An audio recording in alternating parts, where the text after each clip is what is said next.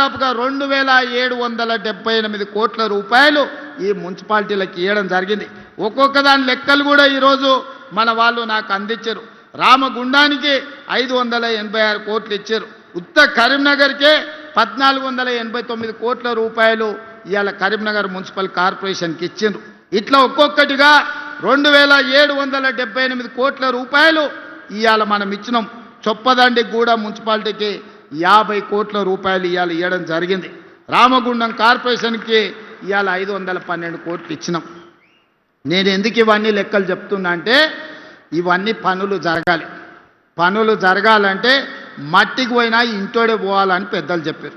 మీ సందులో ఉండే కౌన్సిలరో మీ కార్పొరేటరో ఎమ్మెల్యేతోనో మంత్రులతోనో కలిసి పని చేయించుకోకపోతే మీ పనులు అక్కడనే ఉంటాయి.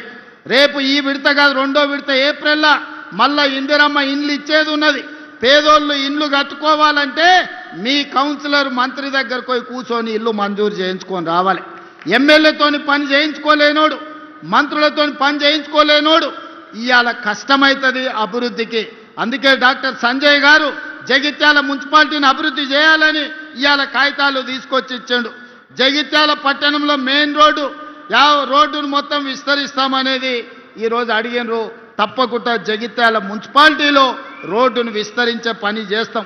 వాలంటరీ ల్యాండ్ ఈరోజు జగిత్యాల నియోజకవర్గంలో యంగ్ ఇండియా ఇంటిగ్రేటెడ్ స్కూల్కి అడిగిండు. తప్పకుండా వాటిని అమలు చేసే పని చేస్తాం. మేడ్పల్లి సత్యం 2 పేజీల కాగితాలు తెచ్చి ఇచ్చిండు మీ చొప్పదండి కోసం. తప్పకుండా మిత్రుడు సత్యం భవిష్యత్తున్న నాయకుడు. ఈరోజు జిల్లా పార్టీ అధ్యక్షుడే కాదు, రేపు భవిష్యత్తులో రాష్ట్ర స్థాయికి ఎదగాల్సిన నాయకుడు, యువకుడు, మంచి యువకుడు మీకు ఎమ్మెల్యేగా ఉన్నాడు. తప్పకుండా యువకులను ప్రోత్సహించి చొప్పదండిని అభివృద్ధి చేసే బాధ్యత నాది.